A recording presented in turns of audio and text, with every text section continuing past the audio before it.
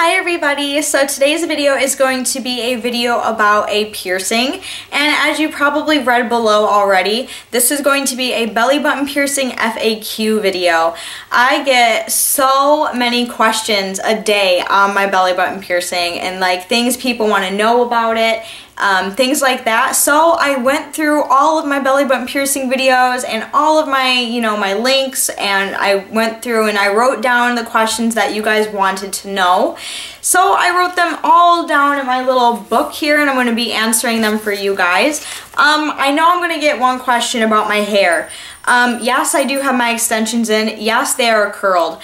How I curled them, I don't know. I put them, when I came home and took them out, I took them out and I brushed them, and then I put them in kind of like a bun type thing, and then I let them sit for like 2 days, and then now when I put them in, they're like super curly. So I don't really know how that happened, and I can't do a tutorial on it because I don't know how it happened. So I just wanted to get that out of the way because I know a whole bunch of people are gonna be like, please do a tutorial on your hair, I really want to see how you did that. Well, I don't know. So, if you have extensions, just kind of put them in a weird, awkward kind of bun and let them sit somewhere, and maybe you'll get curls. But yeah, for those of you who wanted to see my extensions curly, here you go. So yeah. Okay, so we're gonna go ahead and get started in the video.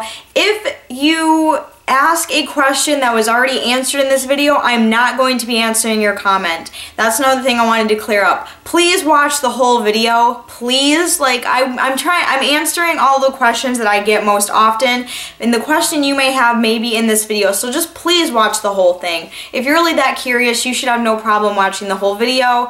So if you're gonna ask a question that I already answered in the video, I'm not gonna answer it just because it's in the video. I don't want to sound rude or mean, and I know I answer everybody, but it's just pointless for me to answer someone in a comment when it's in the actual video. So just please watch the whole thing. Okay, now we can go ahead and get started. Okay, so the first question that I always get, what does getting your belly button pierced feel like?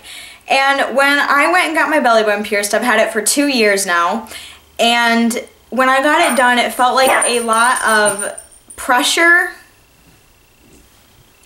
Ignore him. It felt like a lot of pressure and a hard, punching feeling. I mean, I don't want to scare anybody. Usually right when he puts the clamps on to when he puts the ring in is just a lot of pressure. It's kind of hard to explain because it is different for everybody. So I mean, the only way to really find out for yourself is to go and get your belly button pierced if you want it. Next question is, does getting your belly button pierced hurt? Like I said a minute ago, for me it did hurt. Some people have told me that theirs don't hurt. Some people have said they barely felt theirs, and some people have said that they were like me and it hurt them. It really all depends on the person. Everyone has different pain thresholds. I have a very high pain threshold, but when it came to my belly button piercing, that one was kind of really painful for me. Third question is, when I go and get my belly button pierced, can they put in a dangly one for me? And the answer is, it depends on the piercer. They might do it and they might not. If they're a good certified piercer and they know what they're doing and what they're talking about, they will say absolutely not, no. Because when you get your belly button pierced, you have to be very gentle with it and very careful because you are going to be very sore. And it is a fresh piercing, like that skin that was pierced is very fresh. And when you put a dangly belly button piercing, and if you don't know what a dangly one is, it is, well, I'll show you mine. Okay, this is not a dangly one. This is just a standard belly button ring. So that's what a standard belly button ring looks like right here. And a dangly one is when jewelry is hanging off of the belly button piercing, like little gems or jewels or anything like that is hanging off the belly button. But this is just a standard belly button ring. So dangly ones are things that hang down. So that is a dangly one that I just talked about. And the reason why I would not recommend putting one into your belly button piercing is because those are a lot heavier than standard belly button rings that they usually put in you, and that can actually weigh down the skin really bad, and it can cause infection. It could get caught on something and pull and rip out. Then that just leads to either it getting ripped out right there, or it leads to things like migration and rejection, which we will get into in a minute. But you just gotta be, I would not recommend doing it. It does suck because the rings they give you aren't really the cutest little things you've ever seen, but you know, it's something that you have to have in if you want it to heal right. Dangly ones I would not recommend, and no, they should not put one in you. How long does a belly button piercing take to heal? And that answer is something that people like to argue with me about, because belly button piercings can take up to 6 months to a full year to heal. And I've had people literally come to me and say, "You're lying, mine healed in 10 days, I was able to change it and things were great." That's awesome. You got lucky, okay? Like, belly button piercings are not a fast healing piercing at all. They take time to heal. They can take over a year to heal. I've known some people that have taken theirs almost 2 years to heal, which is fine, understandable. It's a belly button piercing, it's a surface piercing. Those do tend to take longer to heal than, say, a tongue piercing. So, you know, you really, like, honestly, I know waiting sucks. I definitely feel you on that, because I am not a patient person whatsoever. I wanted to change mine after 2 months, and I know I couldn't. Like, I talked myself out of it. I was like, "Bree, you can't do this yet. It's not fully healed. Just wait until it's healed." So my piercer told me to wait 6 months to change it. So I waited 6 months, and then I started to have problems with it, so I realized it wasn't fully healed yet. I put the original one back in and waited a full year and 2 months to change it. The piercer knows what he's doing. He's been doing this for years. Listen to him, take his advice, and ask questions when you go. Ask him, "Hey, how long do I have to wait before I can change it? How long should I wait before I put dangly ones in? Or what gauge should I get?" You know, things like that. Just, you know, you gotta be active with your piercer. Like, talk to him or her, either one, and you know, just get all the information, and they will tell you up 6 months to a year to heal. The question is, what size gauge do they pierce you with?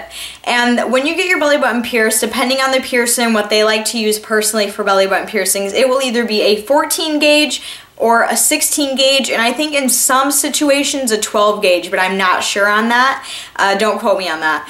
But it could be either a 12, 14, or 16. And mine was pierced with a 14, so after I was able to change it, all the jewelry that I got from there on out was a 14 gauge. This question I get like at least 6 times a day. Where do you get your belly button piercing jewelry? I get my belly button piercing jewelry either from Amazon, or I go to bodycandy.com, and I will put the link to bodycandy.com in the description box. No, they're not sponsoring me to mention them in this video. I'm getting that a lot now. People are like, "Oh, people are sponsoring you." No, they're not. So I'm just putting the link down there so you guys can have easier access to the site, so you can see where I get my belly button piercing jewelry from. The thing with belly button piercing jewelry is you want to make sure that it is surgical steel, 316L surgical steel. That's the lowest grade I think you can get besides sterling silver or nickel, which is something you should not get. Make sure it's surgical steel, titanium, or 14 karat gold of some sort. You want to make sure that you're putting good quality jewelry in your piercing, just so you don't get infection or anything like that. Just make sure it's good quality, and make sure that, you know, it's from a good, reliable site. I go to Body Candy and Amazon all the time, and they have really great stuff. I've been buying there for years, so I definitely recommend those 2 sites. Next question is, what do I want to expect during the healing process? And after you get it pierced, you're going to experience, and during the healing process, you're going to experience some redness, some pain, you're going to be sore, a little bit of swelling, tenderness for a while. You'll get some, you know, pus or that white stuff that comes out. That's normal.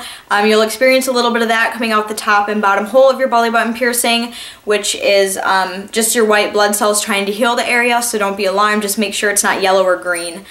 But those are some things that you will experience, and then the inevitable, unfortunate, you will probably catch it on some countertops. Not gonna lie, when I got my belly button pierced in the bathroom, every time I would lean over to like look in the mirror, I would always catch the top ball on the counter, and that really hurt. So you probably will experience that a couple times. That's just inevitable with piercings. You will catch them a few times, but just make sure that you just clean it and make sure it's okay afterward. The next question is, how long did it take my belly button piercing to heal? And the answer to that question is, I already answered it a while back. I don't know why I'm not paying attention to my notes here, but mine took a year and 2 months to fully heal, where I could be changing jewelry all the time and it being healthy without me cleaning it. The next question is, what are some signs of infection of my belly button piercing? And you're gonna probably get some scabbing looking area. It's going to be really red, painful. The pus that you usually see that's white will either be a yellow or green color.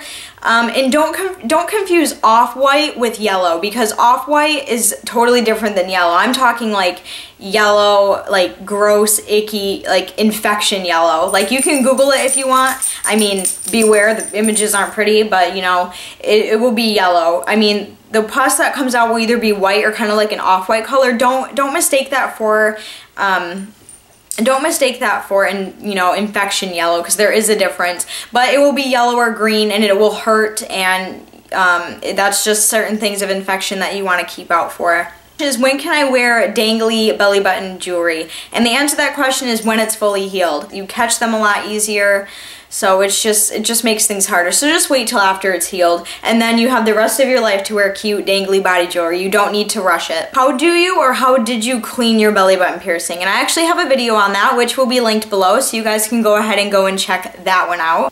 And then the question that everyone has been asking me just for a while now, and this is the question I said that we would get to, but what is rejection / migration? Rejection and migration are two totally different things, but there is a difference of them. Rejection is when your body has a foreign object in it, like a belly button piercing, and the body doesn't want it there, so instead of healing around the piercing, it finds it better to just push the piercing out of the body. And that is exactly what will happen if your belly button piercing rejects. It will fall out of your body. It doesn't matter how well you take care of it. You could be excellent at taking care of your piercing, and if your body wants to reject it, it will, whether you want it to or not. It will still happen. There's nothing you can really do to prevent it. And migration is when the piercing moves in your body. For example, with my belly button pierced, when I got it pierced, it had, I wish I had a picture, but I don't. It had about this much skin, and now that it has moved a little bit, it's got about this much skin in between the two balls, which still could, my rejection still could happen, but you know, that's just migration, is when the piercing moves, and then rejection is when the piercing is pushed out of your body. And typically, rejection and migration only usually happen with surface piercings. It won't happen with earlobes, it won't happen with your tongue, it won't happen with your nose, it won't happen with the lip. It's usually just surface piercings, you know, like your nape, your eyebrow, your belly button. Dermals can sometimes reject too, because those are surface piercings as well. So those really only happen with surface piercings. Other than that, you really don't have to worry about it, but that's what rejection is. Your body doesn't want it there, so it pushes it out, and there's nothing you can do to prevent it, unfortunately. They don't know why this happens. They just think that the body just finds it easier to heal without it there. Sucks, but it happens, and you can always go and get it re-pierced if you want. But I mean, if rejection happens, it almost usually always happens again. But like, my mom had her belly button pierced 5 times, and every single time it always rejected. But it all depends on the person. Like, someone told me theirs rejected the first time, they went and got it pierced the second time, and all has been well. So, you know, really, if you really want it that bad, just keep going and getting it and just hoping for the best. Make sure that you keep it clean. In between getting it pierced, make sure it heals over before you go get it re-pierced again. But those are just something, that's just what rejection and migration are. Next question, like I said, can I stop it from rejecting? And no, you can't. It's just all up to your body. If your body doesn't want it there, it's gonna go. How many times a day should I clean my belly button piercing? And when I had my belly button pierced and it was healing, I cleaned it 3 times a day. And I had it in high school. So in the morning before school, I would take H2Ocean. I mentioned that in my how to clean my belly button piercing video, I believe. I think it's in there. But if you don't know what H2Ocean is, go to Amazon and type it in and you'll see right away. It's just a saline solution for piercings. Anyway, I would just take some H2Ocean, spray it around the area, dab it with a cotton ball, go to school, come home from school, do it again. Then in the shower, wash it with antibacterial soap, and then go to bed and call it good. That's how many times a day I cleaned it. And in my how to clean your belly button piercing, I do the sea salt soak, which is very, very effective, especially if it's healing. It will feel excellent on your healing belly button piercing. Go watch that video. It will be linked below. But go watch that video if you want to find out how to clean it, and I promise you it will feel like a massage. It feels so good having the salt water on your belly button piercings. And then as the months went on, I narrowed it down to 2 times a day, and then, you know, maybe once a day, sometimes 2 times. So I just, you know, I don't really have like a routine, but usually when I get a fresh piercing, I usually always start off with 3 times a day because that's usually what helps my piercings the best. But, you know, for you, either 2 to 3 times a day, and then as it's going, you know, through the healing process, kind of narrow that down more. The last question is, do you recommend me piercing my belly button myself, or do I have to go to a piercer? Please, with not just with belly button piercings, with all piercing in general, please go to a professional shop. If you're gonna pierce your belly button yourself, either you have to be a professional piercer or you live with a professional piercer. Do not pierce it yourself. Please go to a shop. Like, spend the money to get it done. It's really not that bad. You'll have it forever. Like, you know, it's a piercing, you know, unless you want to take it out and whatnot. But still, like, please go to a professional piercer. Don't do it yourself. That is so dangerous. Please just go to a professional shop, spend the money, you'll be fine. Hey everyone, thank you so much for watching this video. I really hoped it helped you, and I hope I answered all the questions. I went through all of my videos and tried to find the most asked ones, and I think I got them all covered. If I did not answer the question in this video, please leave it down below and I will get back to you right away. Because I know when I had fresh piercings, I always wanted answers, and I want to be that person. I want to give you guys answers for all of you healing belly button piercings right now. I really want to help you. If you have any questions, if I didn't answer it in the video, leave it below. I'll get back to you. Make sure to subscribe to my channel. I put out new videos all the time. I have a lot more piercing videos coming, and subscribe if you already haven't. Make sure to check out all of my links, and I love interacting with you guys. It's the best part of YouTube. But until then, I will see you guys very soon in my next video. Bye guys.